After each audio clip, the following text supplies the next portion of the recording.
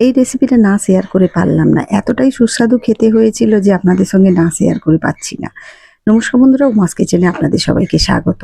Husband বাজার থেকে আসার সময় এইরকম ৪ টে ছোট, ছোট ইলিশ মাছ নিয়ে এসেছিল। আমার তো দেখে চক্ষু চড়ক গাছ, এত ছোট, ছোট ইলিশ মাছ নিয়ে কি করব?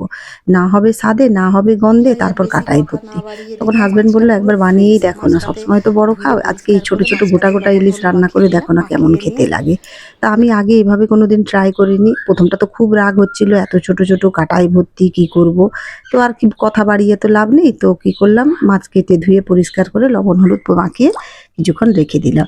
কিন্তু মাছটা এতটাই ফ্রেশ ছিল আর মানে তার মধ্যে থেকে বেশ ভালো গন্ধও আসছিল। কিন্তু হাসব্যান্ডের সামনে আর সেটা প্রকাশ করলাম না। ১ম এই কড়াতে তেল দিয়ে ভালো করে সর্ষের তেলটাকে গরম করে আমি মাছগুলো ভেজে নিলাম। মাছগুলো এতটাই ফ্রেশ ছিল যে ভাজতেও কোনো অসুবিধে হয়নি। খুব সুন্দর একটা গন্ধ বেরোচ্ছিল। তারপর মাছের যে কানকো বা ফুলকোটটাও বেশ লাল ছিল। ভালো ফ্রেশ ছিল। বোঝা যায় তো একটা যে মাছটা খারাপ হলে। ভালো করে মাছটাকে ভেজে তুলে নিলাম।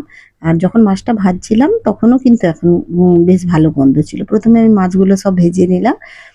খুবই কিন্তু রান্নাটা সুস্বাদু হয়েছিল। সেইজন্যই আমি আপনাদের সঙ্গে শেয়ার করছি। যারা বানায় তারা তো জানে এর স্বাদ কি। কিন্তু কাঁটাটা একটু বেশি হয়। কিন্তু কাঁটাটা এতটাই নরম হয় যে খেতে কোনো অসুবিধে হয় না। ১ম এই আমি এখানে ২ চামচের মতো কালো সর্ষে, তার সঙ্গে বড় চামচের ১ চামচ সাদা সর্ষে আর এর সঙ্গে ১/২ চামচের মতো পোস্ত দিয়ে আর বেশ কিছু কাঁচা লঙ্কা দিয়ে, একটু লবণ দিয়ে ১ম এ আমি এটাকে মিক্সিতে শুকনো বেটে নিলাম। গ্রাইন্ড করে নিলাম। করার পরে এর মধ্যে আমি এবার জল মিশিয়ে দেব। দিয়ে এটাকে ভালো করে আবার পিষে নেব। এমনভাবে পিষতে হবে যেন দানা, দানা না থাকে, সব সর্ষে পোস্ত ভালোভাবে পেষা হয়ে যায়। আমি একটা পাত্রের মধ্যে সর্ষে পোস্ত বাটাটা নিয়ে নিলাম। এইভাবে বানিয়েছিলাম, আপনারা এইভাবে বানিয়ে দেখুন, খেতে দুর্দান্ত লাগে। তারপর জল দিয়ে, হলুদ দিয়ে আর যেহেতু লবণ দেওয়া ছিল, পরে যদি লাগে একটু দিয়ে দেখব।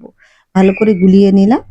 নেওয়ার পরে এখানে আমি যে ওই মাছের তেলের মধ্যেই মাছের একটু কালো জিরে ফোড়ন দিয়ে দিলাম।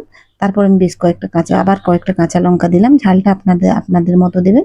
এরপর সর্ষে পোস্ত বাটাটা দিয়ে দিলাম। এটা ছাঁকার কোনো দরকার নেই যেহেতু পোস্ত আছে আর আমি সাদা সর্ষেও দিয়েছি, কালো সর্ষে। আর মিক্সিতে যখন বাটবেন ১ম এই চেষ্টা করবেন যে সর্ষেটাকে একেবারে, একটু লবণও দিয়ে দিলাম, একেবারে অনেকক্ষণ ধরে আগে গুঁড়ো করে নেবেন। তাতে কিন্তু তেতো হয় না। এরপর ফুটে উঠলে মাছগুলো ছেড়ে দিলাম। একদম সিম্পলভাবে বানালাম কিন্তু খেতে দুর্দান্ত স্বাদের হয়েছিল। যারা খান না তারা একবার আমার মতো এনে দেখুন, খেয়ে দেখুন, ভালো লাগবে।